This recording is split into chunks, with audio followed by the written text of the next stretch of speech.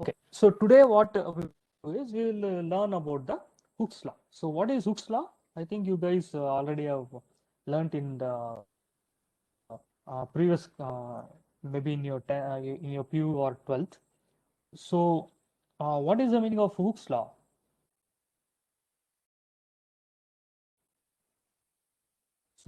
Can anyone unmute and tell what is Hooke's law?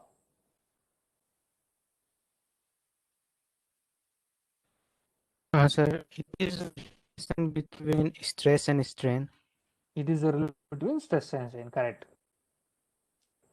So what exactly or how exactly do you define is, so if you take uh, so that is the relation between a stress and strain.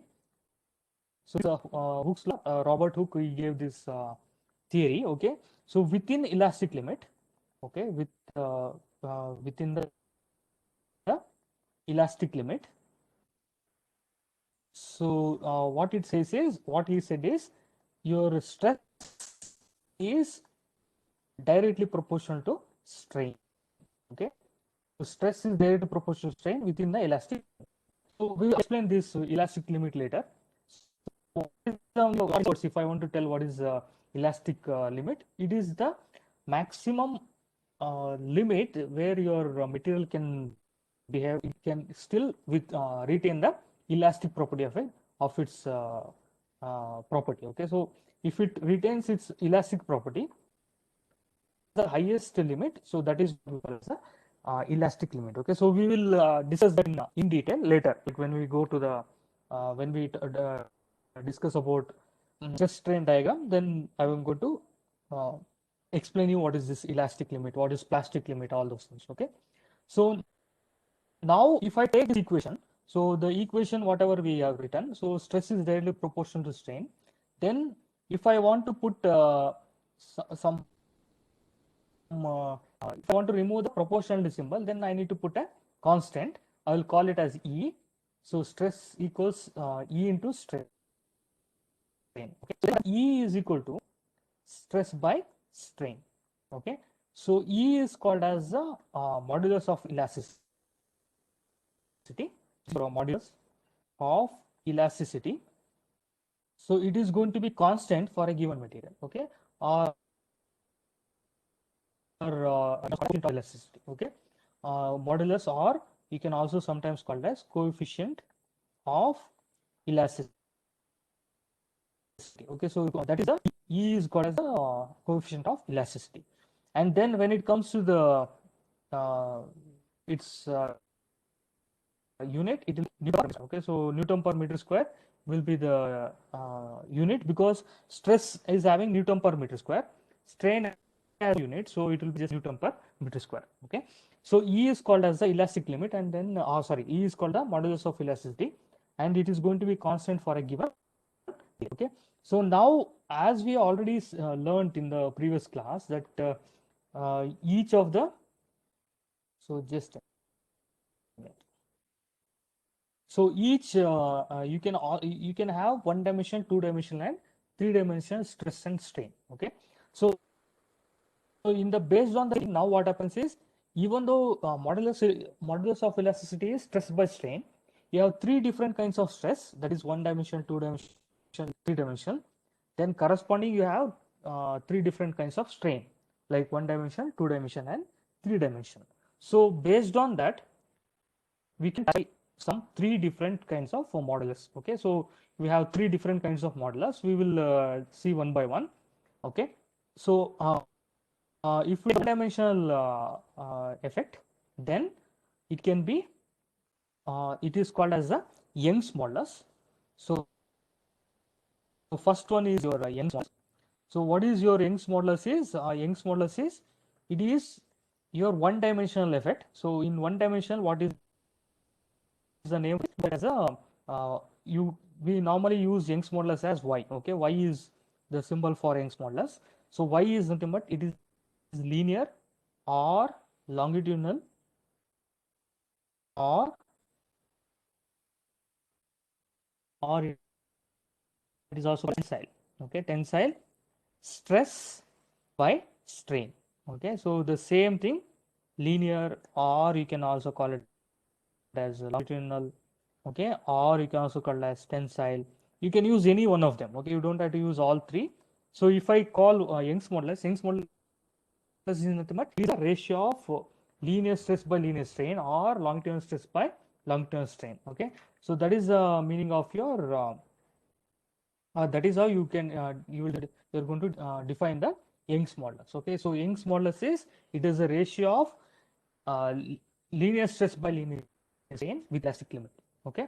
And then when it comes to your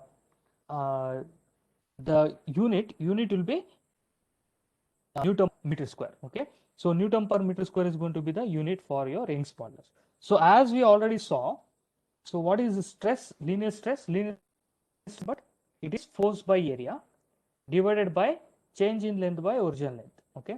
Change in length by original length. Uh, so this is going to be your tensile or linear or longitudinal strain. So that is the definition for your linear strain. Linear strain is nothing but it is change in length to original length.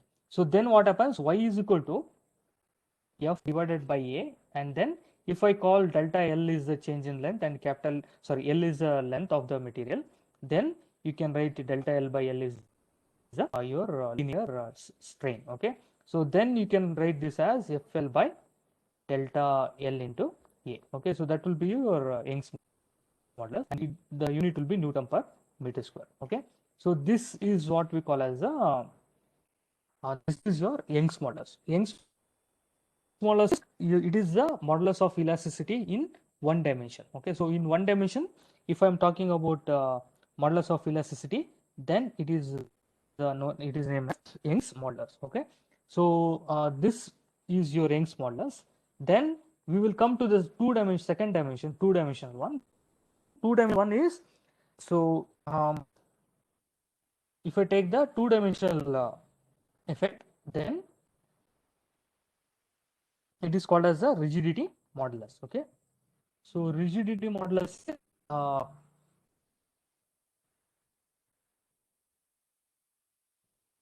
n, okay. So it is your rigidity modulus. So or eta, okay, eta or n, that is your rigidity modulus. So normally what happens is your two-dimensional effect. So in the two-dimensional effect, what you did is you took one block, you fixed one end, then when you apply the force and then remove the force, you will have some kind of theta, or it will make a angle which is there is some kind of tilting. So this is your theta, this is your strain. So we call this as h, and then the height as h, and then as w. W is the distance between a and a dash, okay. So then we had shear or tangential strain as w by h, okay. So now if you modulus means it is stress by strain always, okay. So if you take the modulus is defined as stress by strain. So in that case, what happens is n or eta is your shear, or you can also call as tangential, okay. Tangential stress, your shear or tangential strain, okay. Stress by strain is your modulus of rigidity, and eta or n is the rigidity modulus. Rigidity modulus is shear stress by shear strain, or you can call it as tangential stress by strain. So now again you use the same formula. So in this case, what happens is this will be eta equals F by A divided as shear strain. So then it will be F by A into theta. Or if you want to write from this diagram, it will be A divided by it is F divided by A into theta. Theta is your angle, so we call it as W by H. So W and H.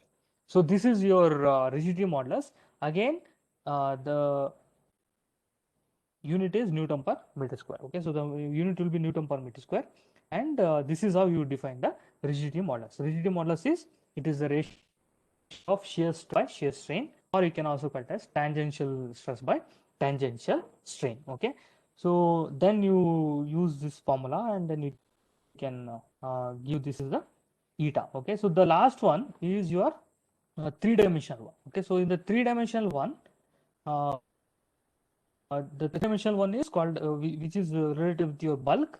So bulk or volume modulus. Okay, bulk modulus. So bulk modulus is nothing but so K equals bulk stress by bulk strain or volume stress by volume strain. So stress by strain is your modulus. Okay, so then bulk or volume strain. So that is what we call as a bulk modulus. Bulk modulus K equals uh, bulk stress by bulk strain, or you can call it as volume stress by volume strain elastic limit. So in this case, what we did is we took a sphere of volume V. V is the volume of the sphere. Then you apply force, uniform force on all the surface. So the entire surface. Then what happens? This is going to shrink. So or is going to expand based on whether you are going to apply compressive stress or your expansion stress. So in that case, in this case, if it is a compressive uh, stress, then the new volume will be V minus delta V. Delta V is change in the volume. Okay. So then you can again define the same thing. So the same bulk modulus K equals K is your K is the bulk modulus, which is bulk stress is force by area divided by bulk strain, which is nothing but delta V by P, which is the change in volume by pressure. Okay. So you can also write that. So this is your force by area divided by change in volume by original volume divided by original volume. So this is what I have already written, V delta V by P. Then you can simplify this. K is equal to F by A into, you'll have a change in volume is delta V, and then V will go to the, and this is your bulk modulus. Again, the unit would be Newton per meter square. Okay, so these are the three different kinds of modulus, and this is based on your Hooke's law. Okay, so Hooke's law states that stress is directly proportional to strain within the elastic limit. Within the elastic limit, stress is directly proportional.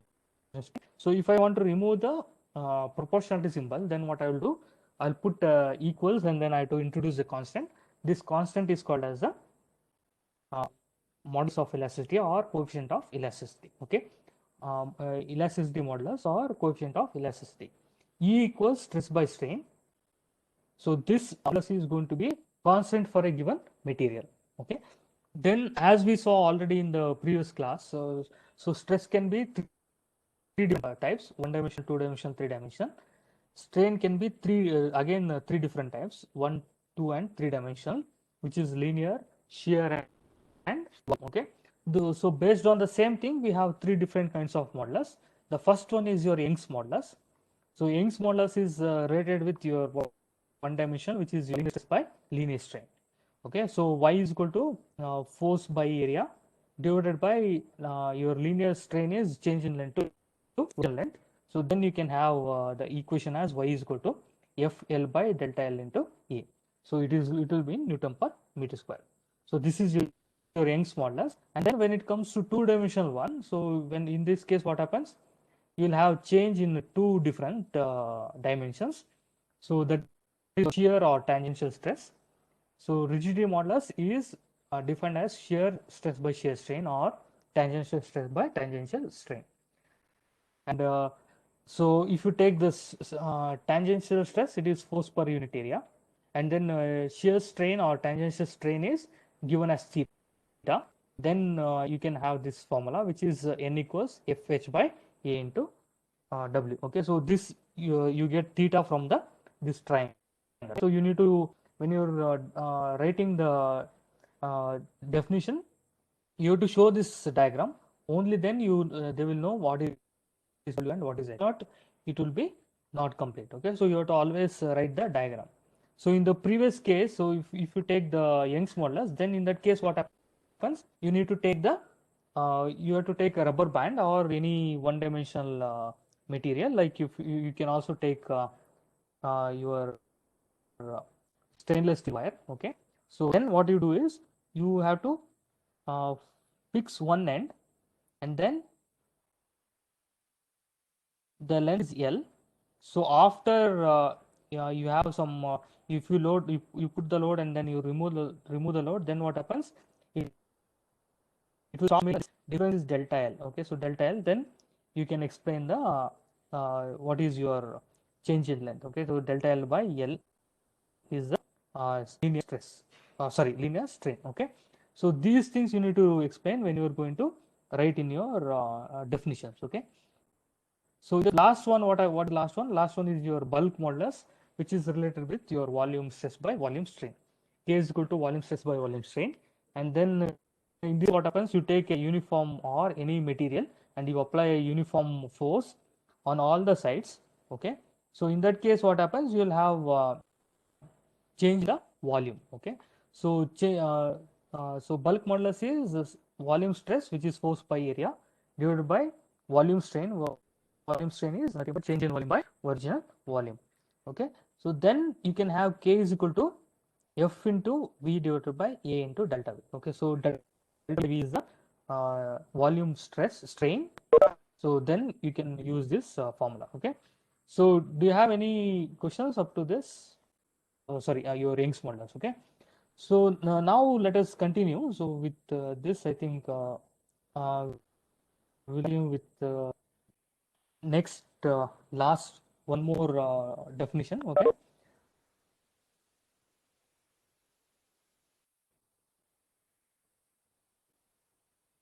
okay, so the last one is your Poisson's ratio. Okay, so Poisson's ratio is similar to your modulus, but it's slightly different. Okay, so Poisson's normally we are going to call it as sigma. Okay, so your sigma is the Poisson's ratio.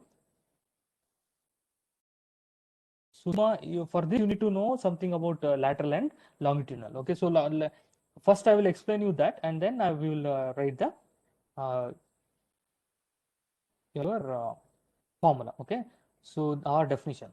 So if I take any bulk material like in a cylinder form, so let us assume this is a cylinder form material, then normally you can fix one end, then you apply the load on other end, so there will be length.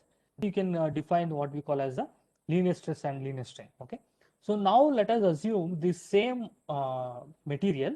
So it is a solid material of length. So let me write the initial length is, so from here to here it is the just okay, the length is L. Okay, and the diameter is D. D is the diameter. Okay, so this is your material. So now what you can do is you can start applying force on both sides, like you start pulling this from both sides. So in that case what happens, the length will increase, then at the same time what will happen is that to decrease, because you will have some compression in the direction perpendicular to the applied force. Okay, so now what happens is if I take the new shape of material, so after you apply the force and when you remove, then what happens, the length is going to increase, so like this, and then the diameter is going to decrease. Okay, so this diameter is decreasing and the length is increasing. So let me call the new length is L plus delta L, and then the diameter, change in diameter is D minus delta D, because diameter is decreasing, so I'm going to use negative sign. Okay, so that means it is decreasing by some small amount. So this is what happens in real life. Take mirror and if you stretch it on both sides, or even if you fix one end and if you stretch it, then what happens, the length is going to increase, but diameter is going to decrease. Okay, so if I take this is the direction of force, so this is the direction of force, then what happens? There is a change which is perpendicular to the direction of force. Okay, so there are two different changes. One is in direction of force and the one is in the direction perpendicular to the applied force. Okay, so the one which is in the direction of force is what we call as the, already we have learned this is your linear strain. Okay, so linear strain is your which is occurring in the direction of the force. Okay, and then sorry, just a minute. So you have change which is in the direction of force, we call it as the linear strain. Okay, and then there is a change which is occurring perpendicular to the direction with the change in the diameter. So this we call it as the lateral strain. Lateral strain is the change which is occurring perpendicular to the applied force. Okay, so now if I take the same material and if I start pulling in this end, okay, for example, if I start the from this end, so from this end I am going to pull and then I'm going to pull on the other end also, like from left and right, instead of top and bottom I'm pulling from left, right. So in what happens is the diameter is going to increase, so then it will be d plus delta d, and then the length is going to decrease, which is L minus delta L.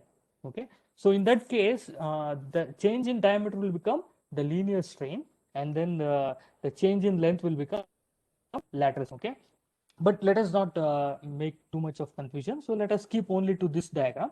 Okay, and then let us not use the other. So if I now if I take this ratio, again this ratio is going to remain constant, and this is what we call as a Poisson's ratio. Poisson's is nothing but it is the ratio of lateral strain by longitudinal strain. So in this case, it both are strain. Okay, so in case of modulus, it was strain, but Sir, here in this what is the case it is internal both strength? strain, but one is the lateral strain. So the lateral strain I will explain you. Well, lateral strain is the change in diameter in this case. So this lateral strain will occur perpendicular to the applied force, and the linear strain will occur in the direction of force. Okay, so I not yet written the complete thing, so I will write it now. Okay, so now if you take the lateral strain, that is nothing but is the change in the diameter. Okay, so the change in diameter is your lateral strain. Okay, so that is nothing but sigma equals, it is your lateral strain is your original sorry, change in diameter. Okay, divided by original diameter. Okay, so normally what we do is we don't take this change in diameter, but you can also take, okay, let us write it. Okay, this is your lateral strain. So then when it comes to long-term strain is, it is a change in length by original length. Okay, change in length